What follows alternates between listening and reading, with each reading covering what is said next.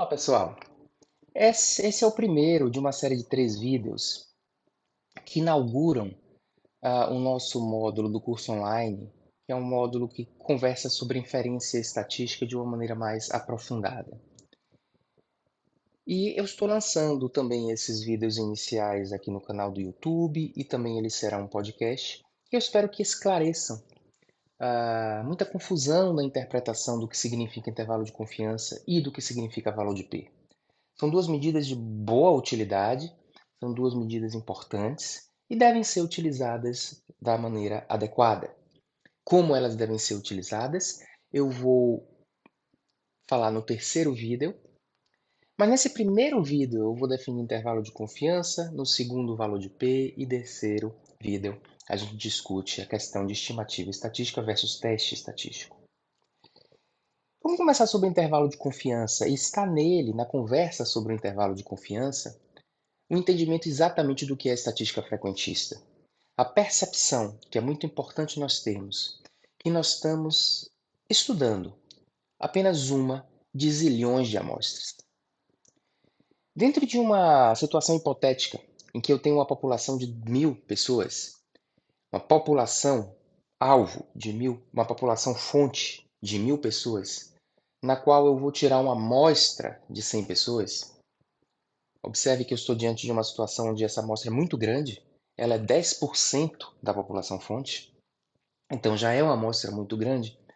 Mas nessa situação eu pergunto, quantas amostras de 100 pessoas eu posso retirar de uma população de 1.000 pessoas?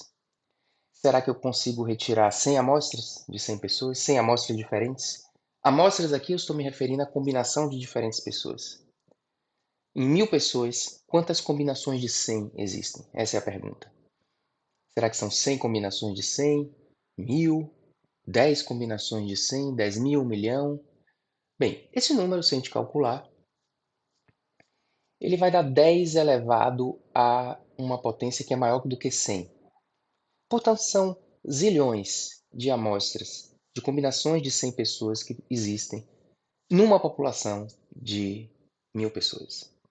Imagine quando a gente vai para a realidade da maioria dos estudos, em que as amostras são muito menores do que 10% da população.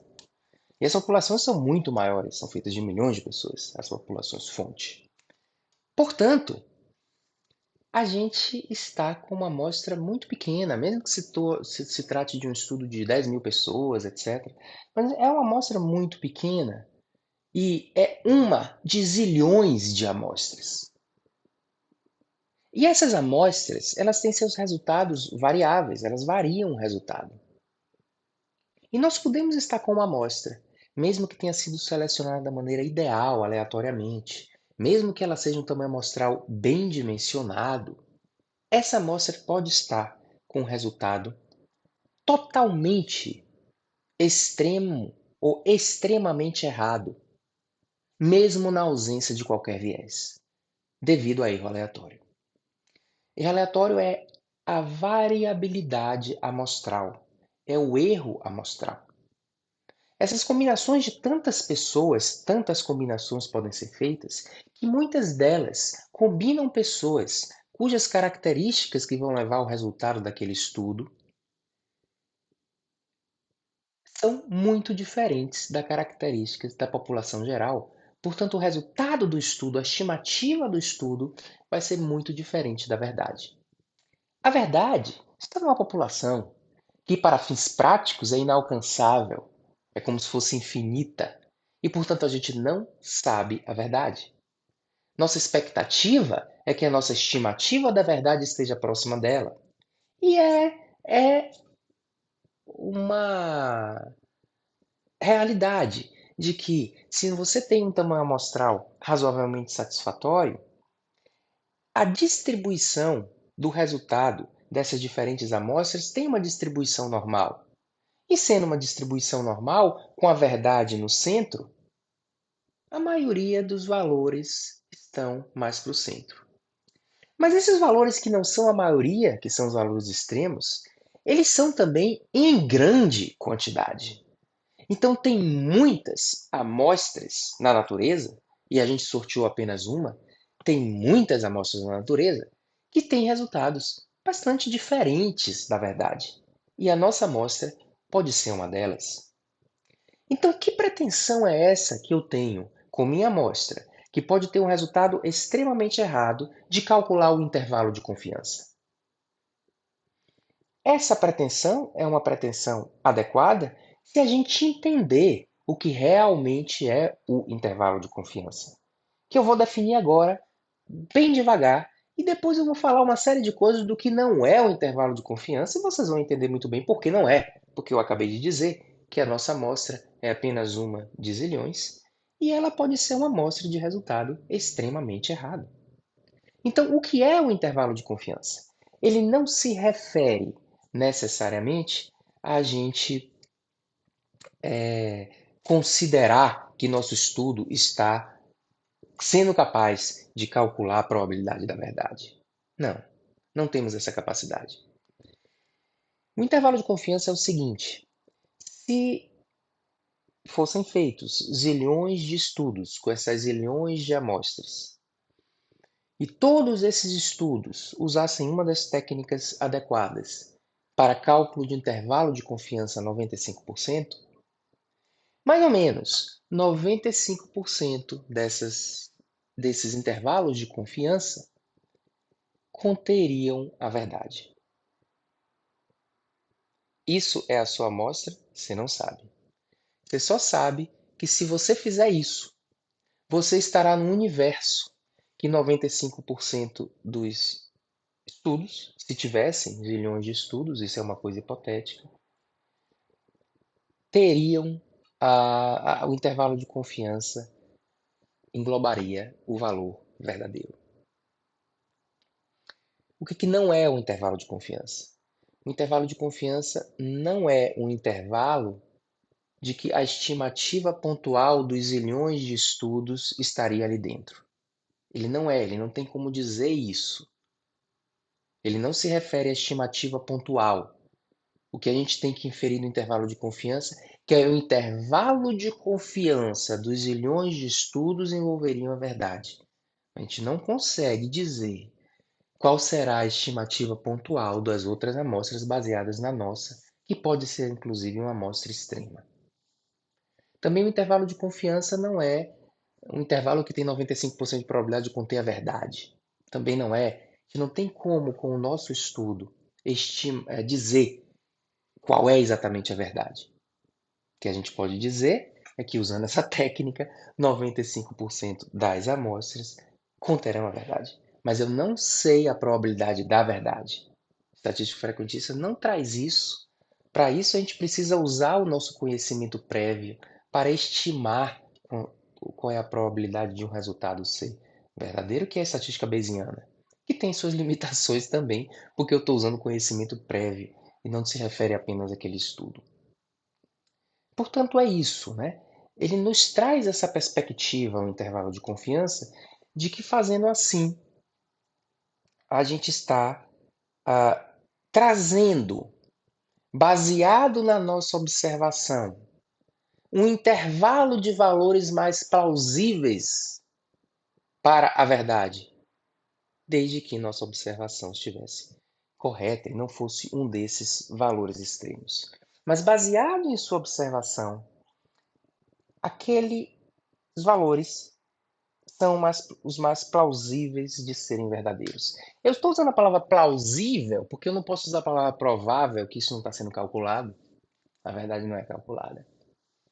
Mas eu acho que tem essas duas definições. Uma mais quantitativa, na qual a gente diz que se todos os estudos, se todas as amostras calculassem adequadamente o intervalo de confiança, 95% desses intervalos de confiança envolveriam a verdade. E a implicação disso é que eu estou lhe apresentando um intervalo de confiança que, caso a minha observação esteja correta, ele me apresenta um intervalo dos valores mais plausíveis de serem a verdade. A ideia é que a gente olhe para o intervalo de confiança. Cuidado com a estimativa pontual. O valor do intervalo de confiança nos dá mais confiança no que a gente está falando. Então a gente tem que falar do intervalo. Aquela estimativa pontual, ela é muito mais incerta do que o intervalo. Exemplo, o risco relativo da droga em relação a placebo é 0,68. Esse 0,68 é quase certo que ele esteja errado, que a verdade não seja 0,68. É muito improvável, é como ganhar na loteria, você dizer exatamente qual é o valor da verdade. Então, ao usar o intervalo de confiança, você tem mais segurança do que está falando, mais confiança do que está falando. Para que aquela estimativa pontual serve? Para ser o centro de uma suposta distribuição no cálculo do intervalo de confiança. Para isso que serve a estimativa pontual. A rigor, nós deveríamos descrever o intervalo de confiança apenas. Ou, se fosse escrever a estimativa pontual, colocar ela entre parênteses e não o contrário, como se o intervalo de confiança fosse o complemento da estimativa pontual. Não é. A estimativa pontual pode ser uma curiosidade e um número utilizado para calcular o intervalo de confiança. Então, cuidado com essa estimativa. Na realidade, a gente pode até dizer que a estimativa pontual é o valor menos improvável dos valores do intervalo de confiança, mas ele é muito improvável porque ele está concorrendo com muitos outros valores. E o pior, se por um lado, isso é uma notícia boa, aumentar o tamanho amostral aumenta a precisão do intervalo de confiança e encurta esse intervalo de confiança, agora eu vou dar um nó na cabeça de vocês. Aumentar o tamanho amostral e aumentar precisão diminui a probabilidade da sua estimativa pontual ser correta.